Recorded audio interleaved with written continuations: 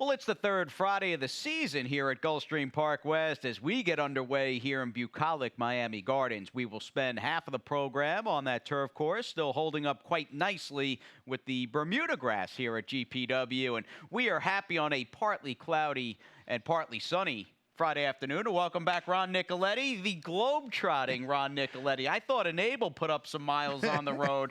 She's got nothing on you. Well, I left. It was beautiful out. I came back, and it's summer again here in South Florida. I mean, we got fast track, firm turf course, but we got some warm weather in South Florida. Let's hear about the trip. I know you and the missus and a few other relatives. Just give us a little summation over in Italy, south of Italy. Yeah, we went to South Italy, and it's always been a dream of all the Nicoletti's at a time to go back to where our grandparents came from in 1914. So we got to do that, and the weather was just beautiful. And, you know, Italian food. And I was telling Jason earlier, I went to the place they originated the pizza for Jason and took a picture because he's a big pizza guy. Oh, love pizza. And it's Friday to boot, my friends. Little Friday night pizza in the BLEWITT household, along with cameraman Dennis Crocker. And Dennis, that open invitation is out there. You want to join us over in good old Palmera Estates up north in northern Lauderdale. But it's good to have you back, my friend. We've got some business to take care of, obviously, and off a pretty big Thursday regarding the double late pick 5 carryover.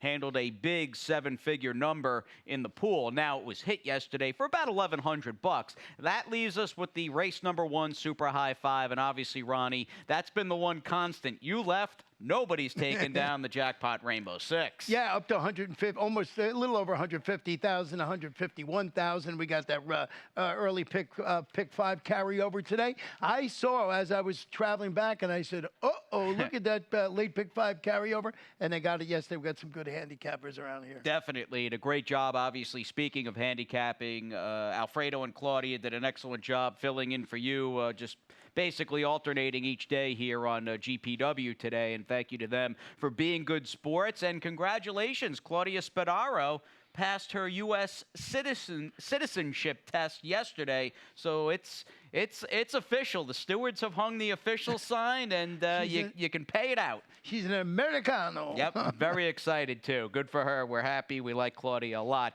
Now, let's just dive into this early pick 5 on this fast and firm day number 13 of the season here at GPW. I am using basically 2 drop-downs, the 4 and 8, along with the horse that I like the most in the number 6, Solar Warming, who's going to come down off that current 6-to-1 price.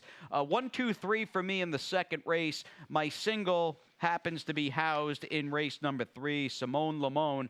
I'm hoping has just quite simply caught the right field. There's just very few options in that bottom level $10,000 maiden claimer. 3 deep for me in the 4th. That's a pretty good turf sprint. In fact, features a cast of 11 and 2-4 to cash things out there with Chad's Choice. In fact, I am hoping trainer Elizabeth Dobles has a good first half to this card, to say the least, because she runs my top selection, Solar Warming. I see you're trying to shake things up, though, Ronnie, in your first race back off the bench with the 2 General. You do have Paco here on the re-ride. Yeah, steps up. I like the fact that this horse got some tactical speed, broke its maiden going a mile in the 16th. Always like the work that Sandra Slifka does. You mentioned Paco. You know, you got the sort of inside post. I think maybe this horse, 15-to-1 in the morning line is what attracted me. Currently up 6-to-1, but very early in the wagering right now. Definitely, and that 6-to-1, the same price on my top selection, the number 6 Solar Warming, who is running in off a decent race last time out. There were some others in here dropping down into this $16,000 claimer. Not the case with this gelding by Datalink, and you could see his last race. This was, in fact, closing week over at the big track over at Gulfstream Park. And I thought Edgar Zayas, for a horse that more or less is kind of a consistent one-run type, I thought Edgar did a pretty good job, just saved as much ground as possible, didn't panic and just yanked this horse to the outside. He'll find a bit of a 5-wide angle and some room off the far turn, and he'll just close to finish a respectable 3rd. I like the consistency overall of the 6 Solar Warming, but Ronnie, in mentioning the pace, I would imagine King Leonardo, who's opened up pretty short, and the 4 Chandler's Drama, they may be the 2 speeds. They may be the 2 speeds in there, but I'm not sold. You know, I'm not impressed that they're going to go right to the lead and hang on. That's why I think your horse like Solar Warming might sit an ideal trip in this race if that speed does back up. And I just thought the general, you know, everybody's saying, oh, Paco on the inside is going to go to lead. I'm not quite sure that. I think he's going to sit a little bit. Yeah, may get a good trip. I mean, covered up and maybe in that pocket. Beneath Paco picked up a 2-win Thursday afternoon here yesterday, and Paco riding well and very confident. We move on to the second, and just looking at some of the riders here involved. I mean, you've got Misael on the rail, Zayas on the deuce, Jeffrey Sanchez on a good run, rides the 3 Words of Divine. Marcos Meneses a winner yesterday, and even Jairo Rendon on the outside. This is a pretty good race, don't you think, for 2-year-old fillies? Yeah, I mean, pretty good. I really like the horse in here that we're going to show a video of, and that's Fiamma Mama is going to try and make it 2 in a row. Responded to that drop last time. I thought it was rather impressive for Gustavo Delgado and Edgar Zayas. But there's a couple of ways to go. Your horse you have on top, a little further down for me, Kitty Jack. I'm hoping Kitty Jack, when it comes down to it, the difference between her and some of the others, that early speed she possesses, and maybe she can get away from the 4. Why can't this be love? Aside from nobody hitting the rainbow, Ronnie, since you left almost 3 weeks ago, early speed on this main track has been the way to go. It's been king, and I'm hoping Kitty Jack has that in spades. But let's touch upon the replay you mentioned back, and this is going back a ways, in fact, some 83 days ago on the 27th of July. Words of Divine circled the field, will start in the yellow to drift over towards the inside. She could not have been any gamer first time out in this score for trainer Rohan Crichton. Your horse is in the blue, Ronnie, Fiamma Mama, who I look at her last start and I go, you know, that effort 2 back, she lost as the favorite in late September, but clearly a mile just too far for her at this stage of the game. Yeah, and I just like the fact, one of my angles is always when I see a horse that runs well here at Gulfstream Park West,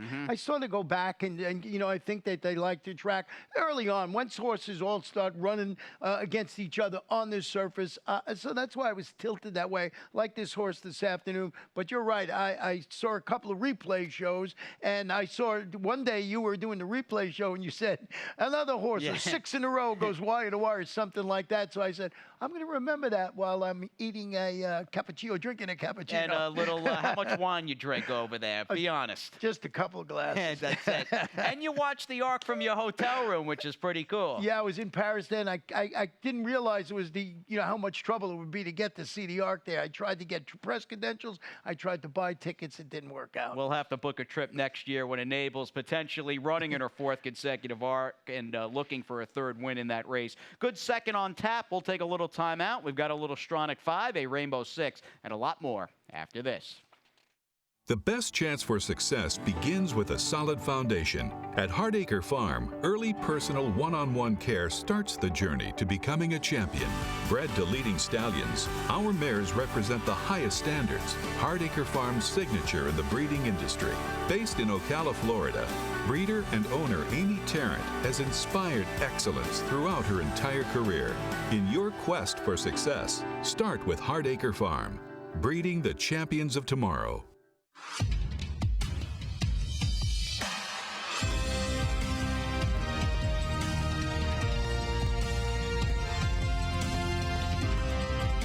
Whether you're at home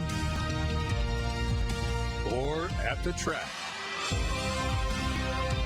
have a stake in the race when you bet with ExpressBet. Sign up for an ExpressBet online betting account and receive up to a $500 sign-up bonus.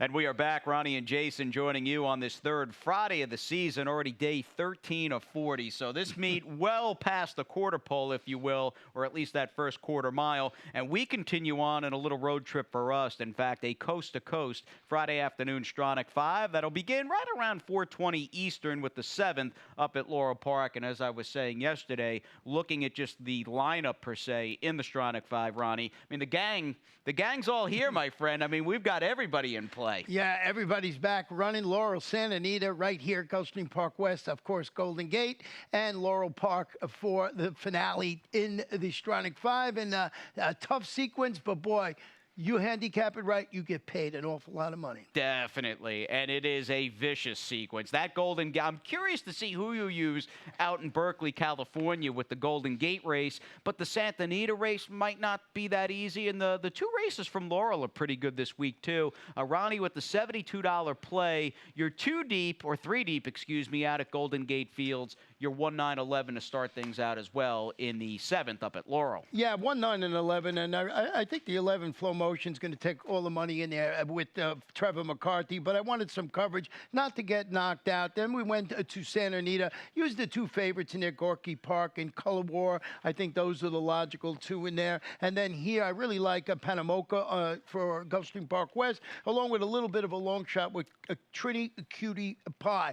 And then, of course, Golden Gate. I think the 2 in here, Run Kerry, is going to run well in there, first-time starter, but I used Crack a Cold One and Street Jazz in there, and I ended up at Laurel, and I had to use Roma Delight after coming back from Europe, and the 3-horse in there. I think it's Yaikites, is how it's pronounced, but we'll use it as the number 3, so we'll see how that plays out. $72 for me. All right, sounds good. My ticket, I think half of that, 36 even. I've got that single. That's why it's cut in half, and you like Panamoka in the nightcap at GPW. I'm hoping we're both right there, Ronnie, because I've got that horse singled 2 deep, and the first leg's a pretty good turf race up at Laurel. And Flow Motion, 1,000,000,000% the horse to beat. I felt and feel, though, the 6 Mind the Gap might be on the improve for trainer Renard Delacour, who obviously is a very good trainer. Chalks for me in the second leg out at Santa Anita Park. I am all over the map in Golden Gate, using 1 on the rail, 1 kind of in the middle of the pack, and the outside posted Cajun Better. Heading back to Laurel with a 3-horse spread to wrap things up. $36. Best of luck, everybody, in that 12% takeout and very popular Stronach 5 this Friday afternoon. $1.50, give or take, my friend, in the carryover kitty, and I'm curious to see how you're going to do off the layoff here. $38.40, your ticket price. $38.40 went 4 deep in here, but I sort of like Coffee Futures the most, but I wasn't real sold on there. 2 deep in race number 4 with the 9 Awesome Rose going for 4 in a row, along with the 12 on the outside. Not nice. And you see the rest of the progression as it goes down. I just wanted some coverage in race number 6, so I went 3 deep in there. And in the last race, I know that the 2 is the one to beat in there, but I wanted that coverage with that long shot. So we'll see how it plays out. $38.40 for me. And again, a very contentious 3rd race begins the Jackpot Rainbow 6 on this 8-race Friday, and you're faced with the field, and it's a bottom-level 3 and up Filly Mare Maiden Claimer, and there's a part of me that goes, okay, could this just be because of the distance and the fact that, for the most part, she's had fewer chances than just about everybody else in the field? Could this just be the right spot for the turf to dirt, grinding type horse in Simone Lamone, who I picked with Lionel Reyes? You're going to go back to Coffee Futures, who may have been against the bias opening week here, my friend, on October 3rd. And when you handicap this race, just lowering the horses, watching these horses run throughout, you know, the summer here at Gulfstream Park and here, I just thought Coffee Futures, this was an easier spot for this horse. Looking for more, gets the blinkers off, it's got a rebound, Aurora Nation, but this is a wide open fair. That's why I went 4 deep, and I also used your horse in there because I just wasn't, you can't put a ring around some horses. I think those horses got a big shot in there. Definitely. So I went 4 deep to start the Rainbow 6. All right, let's move on to the late pick 5. And again, we've had these 8-race cards. I mean, you may not be in the groove yet of these 8-race weekdays. I think all of us have gotten the hang, and it will begin. And I say that because it starts in the 4th, which for this circuit is relatively early. I am 3 deep in a very, very difficult, complex turf sprint puzzle to start. Race dominated by some marquee layoff horses. 3 deep as well in the 5th race. I do like that Florida-bred maiden Claimer for the 2-year-olds on the dirt. I'll use 2 in the 6th race, including Notorious Nick and Mazzobello, who's, I think, the horse to beat. 3 for me in the 7th race, and there's some questions surrounding some of the better-looking runners in the field. And like I said, I am just putting all my eggs in one basket with Panamoka. Single that horse in the Stronach 5, and that is my nightcap single here for a $27 late pick 5. But anyway you slice it, Ronnie, this is a very difficult turf sprint to start, where even after we had a scratch in the body, I mean, you're still looking at an 11-horse field to kick things off in the late pick 5. Yeah, this is a pretty good race here. I just think that Awesome Roar is going to attract most of the attention here. Changing barns today, going to the Francisco D'Angelo barn after notching its third straight victory at this 5-furlong distance. I just thought that's going to lure a lot of people. But your top pick, Ela, returns for Victor Barboza Jr. So first of all, you have to take another look. Defeated those 16 claimers in the slop at Gulfstream. And the outside horse, not nice. If it wasn't on the outside, I think I'd like it nicer. Yeah, I That's hear a you. word. I probably would have. I would have really considered picking the 12 Not Nice if it wasn't for stall 11. Edgar's going to need to really call on his talents as a rider, and he's going to need to get a little lucky as well in the race for trainer Von Belsour. But Not Nice, the 12, obviously a major player. The 9-horse Awesome Roar has been just. I mean, breathing fire. What a run she's been on for multiple barns. And you've got Victor Barboza. You left here as he sends out my top pick, Ela, off the near 80-day layoff. He had wrapped up the Gulfstream Summer Meet training title. His record now 5 for 10 at the meet. So clearly he hasn't missed or skipped the beat, even though we changed tracks and went the 8 or 9 miles west. Yeah, I mean, so he's just been, it's been that way all spring, all summer. Right. So we'll see if he does it all fall long here at Gulfstream Park West. Here's the 5th. Let's head back to the main track on this day 13 of 40. We've got some 2-year-old Florida-bred $35,000 maiden claimers knocking heads with a field of 8. And you and I, Ronnie, will just box the 2 and 4. I look at the 2, Chad's Choice. And again, Elizabeth Dobles, I like her in the first with Solar Warming. I like her here with Edgar Zayas in the saddle. And I almost treat this gelding almost like a quasi-second-time starter because he had run well at 5.5 first out for Kathleen O'Connell. Then claimed out of that race. They tried him at a mile on the turf. That was a disaster. And he ran fine last time. I just don't know how much stock I'm going to put into a 4.5 furlong race, you know, and just getting a little more real estate here. That first race was good, and I think being a more or less a second-time starter is how I view him, and I think that's a good way to be. Yeah, you know, stretching out to the 3/4 of a mile today, and you're absolutely right about the 4.5 furlong, sort of like that in-between sprint that they use, you know, for horses and everything like that. I like the connections in there, but it was sort of sold on Frank's legacy. He's going to the, you know, main, he was on the turf for police. He goes back, returns to, you know, I just thought this horse ran okay. He's the son of Cantharos. He runs better on the dirt. You look at his performance 2 back, I thought he was the one to beat there. Oh, yeah. And my GPS going back to the dirt, second on the turf at the $50,000 level, so he's got a touch of class in there, that 8-horse.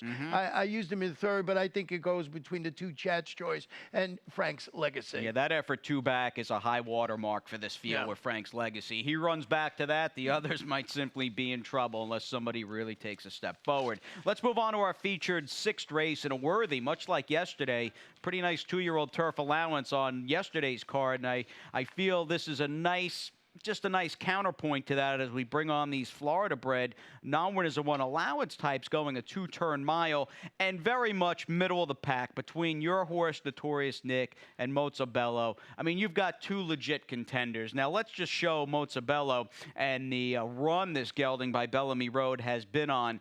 He has, I mean, he's really turned into a tiger of late for trainer Armando de la Cerda. And you watch Paco, who was just very confident, just getting this horse up 2 to 3 wide, found a seam. He's able to split horses 5 wide or so. An easier field, perhaps. But this, oh man, this was a devastating run, wasn't it? I mean, this horse was visually awesome last time out. Yeah, he was very impressive, as you can see there. You know, the picture's worth 1,000 words. You see Mozzabello drawing off there, going for 3 in a row this afternoon. But Notorious Nick, you can't leave this one off your ticket. He's cutting back to a mile today. He got beat a neck against those state-bred allowance runners, going that mile into 16th at Gulfstream Park West. I was just enamored with that performance, but I think Mozzabello probably going to take all the money in there. But Notorious Nick has got to be on your ticket. Absolutely. And Edgar Zayas, last time with your Notorious Nick, rode a perfect race. In fact, it was Paco who sat the pocket, and Edgar basically followed him around. Now, if you recall, the horse, and we've got Notorious Nick in the purple and the gold highlighted with the white saddle towel, the horse directly in front of him, the number 5 Resident Liberal, was the Mary Epler horse with Paco, who was a Rainbow 6 single for over $2 million. And this was just, I mean, you watch Paco, I mean, this was just like one of the greatest turf rides of all time and clearly made somebody's life. This was a mega seven-figure, $2 million plus payout. But, I mean, getting back to Notorious Nick, who followed the winner every step of the way, I'm going to argue, Ronnie, this might be the best race that he's ever run, and I do like the fact he can beat you or run well on the lead, but he can also pass horses here, which he showed in a tough loss last time out. Yeah, I mean, Notorious Nick's ran exceptionally well. You see, he couldn't beat Resident Libra. And I remember we were watching this race, and you just said Resident Libra is going to win this race. You could see the horse moving. And Paco just so confident there, you know? Yeah, you know, goes back. So Notorious Nick, I thought, ran very well in there. So I like we said ad nauseum, that these are the two to beat in this particular. They look good. They look pretty good. Let's move on to the 7. Things might not be. I'm curious. I had a feeling in some way, shape, or form we'd probably be around in the same zip code here, but there are some questions to be answered, and there's probably a good dose of skepticism regarding the likes of the 3 Fish fan who's trying to turn things around. He's a back-class 9-year-old now with trainer Aubrey Mirage. You've got good recent form with your top pick, the 7 Jackson Warrior, and the 8 Little Meatball, much like Fish fan, has got some questions to answer as this 6-year-old comes in off a near or over 7.5-month layoff and has his claiming price cut in half. I get a sense, though, Ronnie, the fact you picked the 7, maybe there's just less questions with this guy's form as far as compared to some of the others? Well, Little Meatball, as everybody makes jokes every time I pick this horse in our office and everything like that, was so bad in its last couple of races. Yep. Now, if you go back a couple of times, Little Meatball, this is a good spot for this horse, has run well off a layoff. Not every time, so I think freshened, and it's a you know, dated claimer, looks like a good spot. With all that said, boy, this horse was just not good those last couple of races. So I went to Jackson Warrior, who should improve second over the track after finishing second at this level and distance for Robert Falcone Jr., who does an excellent job. Got a race over the track.